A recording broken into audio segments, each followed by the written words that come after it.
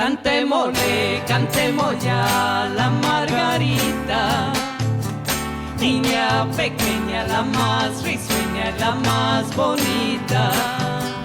Cantémosle, cantemos ya la margarita. Good afternoon, dear Josie. Good afternoon. Once again, many thank you to you for coming to tell us your life story today.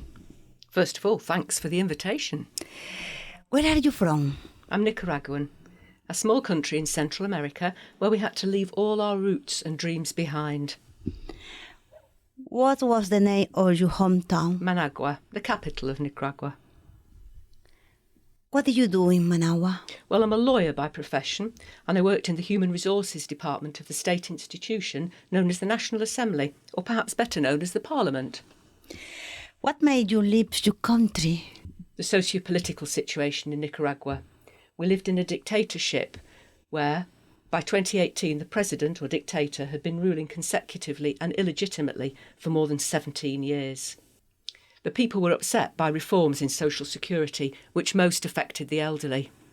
So at one of the universities, a group of young people began to demonstrate against the constitutional reforms.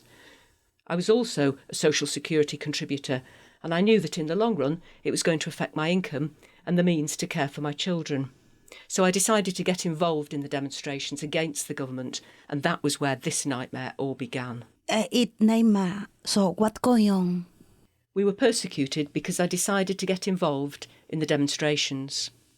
A video was leaked on social media and came to the attention of the President of the National Assembly, a man named Gustavo Porro, who is still the President now, the true head of the organisation.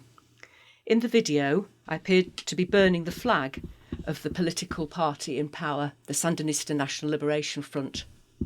I remember that I was returning from maternity leave for my middle daughter, and they gave me a call to say that they were obliged to ask me to resign. So I told them no, because I had not committed any infringement as a worker. But they forced me to do this and said that we would not be getting any benefits, such as compensation for the years we worked. Both my husband and I worked in the same institution, by the way, and they forced us out. They forced us to resign. They drafted a letter and forced us to sign it. Not only that, but vehicles with tinted glass started pulling up outside our house because the police are one more agent of the government rather than an organisation that protects the citizen. In fact, the police harm the citizen, and that was a big part of our feelings of desperation. We had to move house. We had to leave the place we'd lived and go and rent somewhere else. We went secretively to find out about our human rights. I had to disguise myself, put on a hat, wear glasses and dress differently in order to be able to enter the Human Rights Office, because it was guarded 24 hours a day by police patrols. I managed to get in. I filed my complaint, and they suggested that I came to the United Kingdom because it was a secure country where one could feel safe, and the people there would take care of us. So my husband and I decided to take this journey with a newborn little girl and a little girl who was 6 years old at that time. So, we can say that you were a political refugee? Yes, I'm a political refugee. In fact, that was the status that the United Kingdom gave us immediately. How was the transition between saying, I have decided to leave, and actually leaving? Oh, it was difficult. Because we had our house, our home, our culture, our beliefs, all of which are rooted in Nicaragua.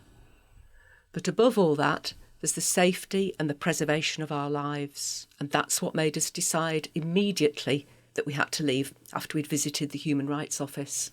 My husband and I, having decided to come to the UK, had to do everything in secret because we knew we'd have problems if anyone realised that we were trying to leave the country. So we began by visiting the travel agent to buy the plane tickets. We already had our passports ready because we'd known for months that things had been a bit dangerous for us. So given that situation, we decided to grab our passports and get out. And how did you feel when you were on the plane looking back? Well, let me tell you that in order to get out, they kept us at the airport for more than 3 hours. We were the first to arrive at the window, and other passengers passed by, and we didn't know anything, and we didn't know why this certain girl was there and what she was doing. She went in, talked on the phone, went back in and out again. We were sweating, we were nervous. We didn't know what our future was going to be with our 2 girls. But above all, what I felt at that moment was the fear of losing our freedom and the worst case scenario, our lives.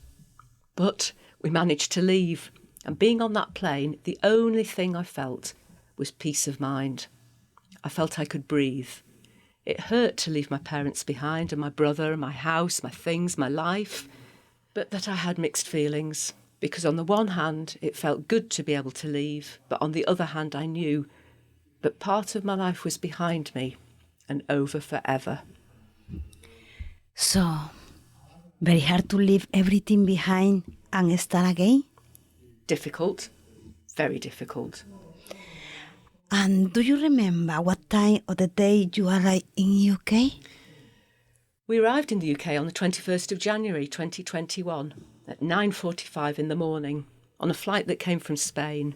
We'd had to make 3 stopovers. We left Spain and managed to arrive here at 9:45 in the morning. And that was the first time you heard, or did you already know the meaning of the word refugees? Yes, I knew it well. As I mentioned to you at the outset, I'm a lawyer by profession, and I knew what it was in itself, but never in depth. Knowing it conceptually is not the same as living it. It is very difficult. What does that single word mean to you? Security for you and yours? Security, of course. But now you can close your eyes and sleep peaceful. Of course. It's difficult because you leave your culture, your traditions, your people. That warmth that we Latinos transmit. The family leaves everything. But you know that you have to start again, and seeing your children gives you the strength to keep going. Excellent. How do you see the future? Well, I see myself as a successful woman because I know that with effort and a lot of work I can achieve in order to give my children a better future. In fact, that knowledge makes me feel so full. Listening to my children now, managing the language is so beautiful. And I know that there are many opportunities in this country for them to be great people, to be people where they can have security and safety. And as you said to me, that I can look back and know that I'm fine, that they're safe, and that everything will be okay going forward.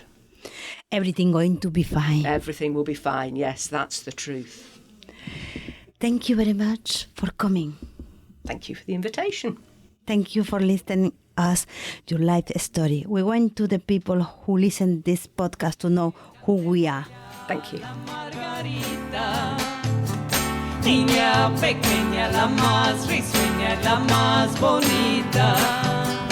Cantémosle, cantemos ya la margarita. Niña pequeña, la más risueña, la más bonita.